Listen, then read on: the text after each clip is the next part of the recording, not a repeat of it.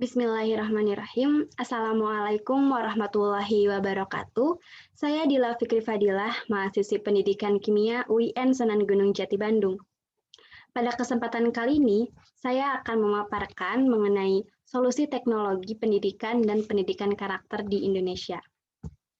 Ada dua hal yang akan saya bahas. Yang pertama yaitu mengenai hambatan dan solusi dalam perkembangan teknologi di Indonesia, dan yang kedua adalah masalah dan solusi pendidikan karakter di Indonesia. Baik, yang pertama adalah teknologi pendidikan. Apa itu teknologi pendidikan? Teknologi pendidikan ialah proses atau perjalanan yang kompleks dan juga berintegrasi yang meliputi prosedur, manusia, ide, alat, dan struktur organisasi untuk mencerna masalah yang berkaitan dengan aspek belajar, serta menyusun, melaksanakan, mengevaluasi, menilai, dan mengolah pemecahan dalam permasalahan tersebut. Di sisi lain, teknologi pendidikan berfungsi untuk mendesain sumber belajar.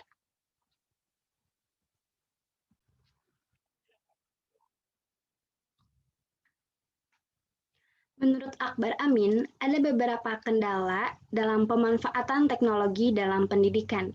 Yang pertama adalah kurangnya pengadaan infrastruktur teknologi informasi dan komunikasi. Hal ini disebabkan sulit dijangkaunya beberapa daerah tertentu di Indonesia, sehingga penyebarannya tidak merata. Yang kedua, masih digunakannya perangkat multimedia bekas di lembaga-lembaga pendidikan yang terdapat di daerah pedesaan. Perangkat multimedia bekas ini tentunya masih menggunakan spesifikasi yang rendah, jadi tidak mampu bersaing dengan laju perkembangan teknologi yang begitu pesat. Yang ketiga, mahalnya biaya pengadaan dan penggunaan fasilitas teknologi informasi dan komunikasi. Hal ini dikembalikan lagi kepada pemerintah. Dapat kita lihat, pemerintah masih sedikit mengalokasikan dana untuk pengadaan fasilitas ini, yang dapat menunjang pendidikan Indonesia, sehingga pengadaan fasilitas di daerah pedesaan masih sangat minim, sementara di kota sudah hampir merata.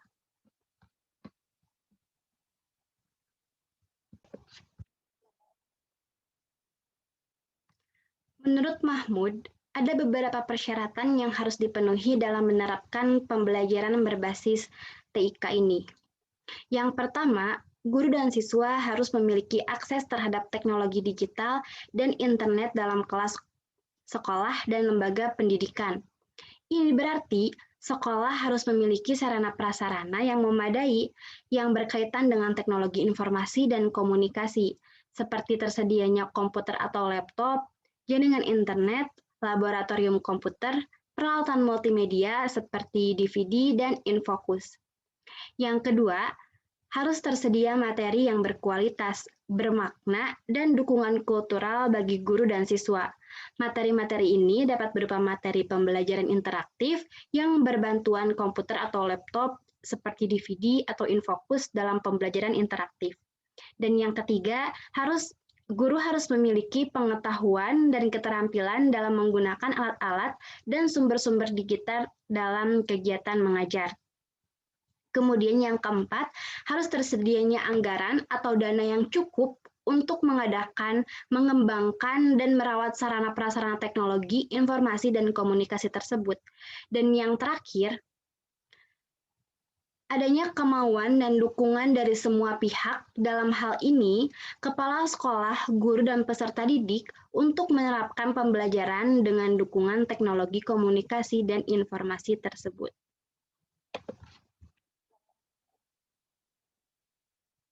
Pembahasan yang kedua yaitu mengenai pendidikan karakter. Menurut Nia Narwanti tahun 2011, pendidikan karakter sangat penting dan dibutuhkan bagi perbaikan dan kemajuan bangsa, khususnya bagi kalangan generasi muda. Karena tujuan pendidikan karakter adalah membentuk bangsa yang tangguh, kompetitif, berakhlak mulia, bermoral, bertoleran, bergotong royong, berjiwa patriotik, dinamis, berorientasi ilmu pengetahuan dan teknologi, yang semuanya dijiwai oleh iman dan takwa kepada Tuhan Yang Maha Esa berdasarkan Pancasila. Sebenarnya, Indonesia memiliki konsep pendidikan karakter yang baik, mulai dari Ingar Sosong Tulodo, Ing Madia Mangunkarso, dan Tutwuri Handayani. Hingga kini sudah tercipta 18 nilai-nilai karakter yang telah dibuat oleh pemerintah. Akan tetapi, nilai-nilai karakter tersebut belum mampu diwujudkan dengan maksimal. Jadi, bukan nilai-nilai karakternya yang bermasalah, tetapi metode atau proses transfer nilai tersebutlah yang bermasalah. Yang pertama yaitu pembelajaran yang ada di sekolah kini lebih cenderung memberikan porsi lebih transfer of knowledge daripada transfer of value. Hal ini bukannya tanpa alasan, tetapi karena kurikulum yang begitu padat sehingga bisa jadi guru ini hanya menyampaikan materinya saja tanpa mendidik akhlak mulianya. Sehingga dampak kepada siswanya pun, siswa menjadi dibebankan tugas yang banyak tanpa adanya sosialisasi di dalamnya. Dan yang kedua yaitu pembelajaran yang ada cenderung menitik beratkan pada banyaknya hafalan. Dan yang ketiga, sebagian guru masih merasa bahwa mengajar adalah profesi dan tuntutan pekerjaan. Padahal mengajar bukanlah sekedar profesi, tetapi merupakan panggilan jiwa, sebuah perbuatan mulia dalam rangka mencerdaskan anak bangsa. Terlebih mengajar diniatkan hanya untuk mencari materi, tentunya hal ini akan berdampak pada kualitas mengajarnya.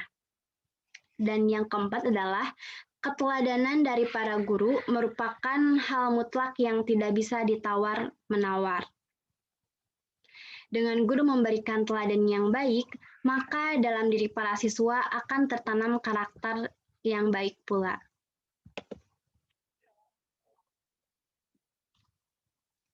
Pada pembahasan sebelumnya telah dikemukakan bahwa permasalahan yang dihadapi dalam pelaksanaan pendidikan karakter di Indonesia bukanlah terletak pada nilai-nilai karakter yang ada, namun cenderung lebih kepada proses penyampaian dan menanamkan karakter tersebut.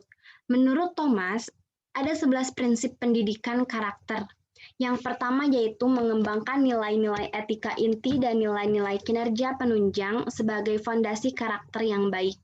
Dan yang kedua, mendefinisikan karakter secara komprehensif meliputi berpikir, berolah rasa, dan berperilaku. Yang ketiga, menerapkan pendekatan komprehensif direncanakan dengan sengaja dan proaktif dalam pengembangan karakter. Selanjutnya, menciptakan komunitas sekolah yang peduli, kemudian tersedianya kesempatan-kesempatan bagi siswa untuk melakukan tindakan bermoral. Yang keenam, memasukkan kurikulum akademik yang bermakna dan menantang yang menghormati semua siswa, mengembangkan karakter mereka, dan membantu mereka untuk berhasil. Yang ketujuh, berupaya dengan penuh kesungguhan untuk membantu perkembangan motivasi dalam diri siswa.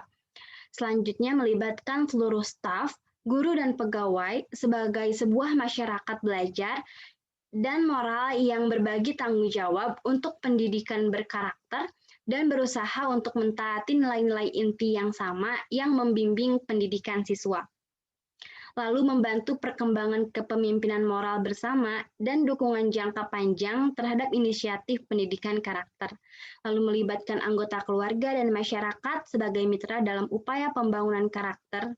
Dan yang terakhir, menilai karakter sekolah melalui staf sekolah yang berfungsi sebagai pendidik karakter dan dengan melihat seberapa jauh siswa memanifestasikan pendidikan karakter yang telah dilaksanakan.